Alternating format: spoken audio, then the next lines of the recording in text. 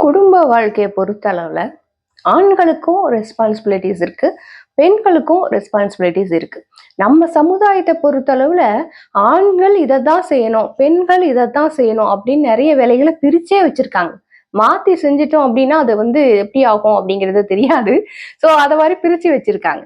இதுல என்ன ஒரு விஷயம் அப்படின்னா, ரெண்டு பேரும் ரெஸ்பான்சிபிலிட்டியை ஷேர் பண்ணிப்பாங்கல்ல. ஸோ இப்பெல்லாம் நிறைய ஷேர் பண்ணி பண்றாங்க.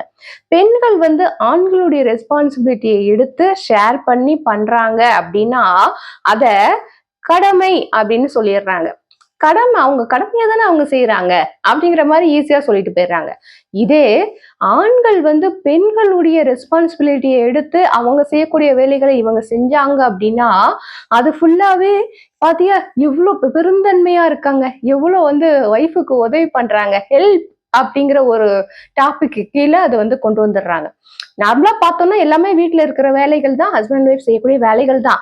ஆனா ஆண்களுடைய வேலைகளை, அவங்க சம்பாதிக்கிற சம்பாத்தியத்துல வர கஷ்டங்களை பெண்கள் பகிர்ந்து அதை சரி பண்ணி கொண்டு வர்றதுக்காக செய்யக்கூடிய முயற்சிகள் எல்லாமே கடமை அப்படின்னு போயிருது. ஆனா பெண்கள் நிறைய வேலைகள் செய்யறாங்க இல்லையா, அதெல்லாம் ஆண்கள் ஷேர் பண்ணிக்கிட்டாங்க அப்படின்னா அதை எப்படி சொல்றாங்கன்னா ஹெல்ப் அப்படின்னு சொல்லிடுறாங்க. இது என்னங்க நியாயம்? உங்களுக்கு வந்தா ரத்தம், எங்களுக்கு வந்தா தக்காளி சட்னி.